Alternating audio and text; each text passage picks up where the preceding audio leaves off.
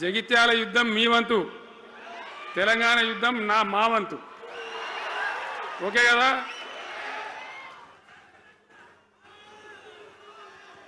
ఇప్పుడు ఏమైతుంది? ఏం కావాలి?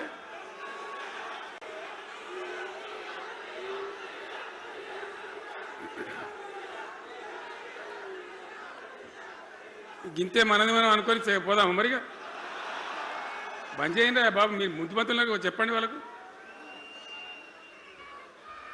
తెలంగాణ చాలా భయంకరమైన పరిస్థితులలో ఉండే. దుఃఖం వచ్చేది, ఏడుపు వచ్చేది. ఎమ్మెల్యేలుగా ఉన్నా ఏం చేయలేని పరిస్థితి. ఆగమాగం అడివడివి కదా. ఎట్లా ఉండే తెలంగాణ మనం చూడలేదా? తెలంగాణ రాకముందు ఎంత భయంకరమైనటువంటి బాధలుండే, ఎంత కష్టం ఉండే. ఎవడన్నా తెలంగాణని మాట్లాడేవాడు ఉండనా? అసెంబ్లీలో, అక్కడిక్కడ కాదు, అసెంబ్లీలో కూడా ఒక ఆయన పాపం ప్రణయ భాస్కర్ అని వరంగల్ ఎమ్మెల్యే ఉండే. ఏదో విషయంలో ఆయన మాట్లాడబోతే, తెలంగాణని మాట్లాడబోతే, తెలంగాణ గిలంగాణ జాంతానే మాట్లాడదా, ఏది అసెంబ్లీలో తెలంగాణ అనద్దు అని నిషేధం. అంత భయంకరమైన వివక్ష, అంత భయంకరమైన దాడి. మన భాష మీద దాడి, మన బతుకు మీద దాడి, మన నీళ్ళ మీద దాడి, మన ఉద్యోగాల మీద, మన వనరుల మీద, మన ఆస్తుల మీద మొత్తం దోపిడీ చేయడం తప్ప ఇక్కడి ప్రజలను బికారీలాగా వదిలిపెట్టినారు.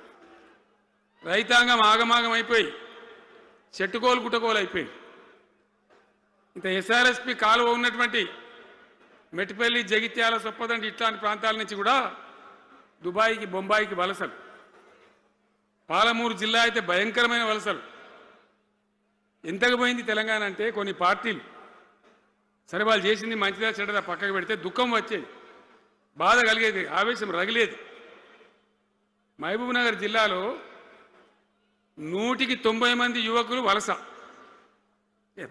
బతకానంటే బతకపోవాలి, ఆడ బతుకు లేదు. ఉన్న ముసలోళ్ళకు, ముడిగోళ్ళకి ఇంత డబ్బులు వాళ్ళు పంపిస్తే కంట్రోల్ బియ్యం కొనుక్కొని తిని బతకాలి. అందులో కొంతమందికి అందకపోతే కొన్ని పార్టీల వాళ్ళు మేమేదో గొప్పతనం చేసామన్నట్టు గంజి కేంద్రాలు పెట్టేది. గంజి కేంద్రాలు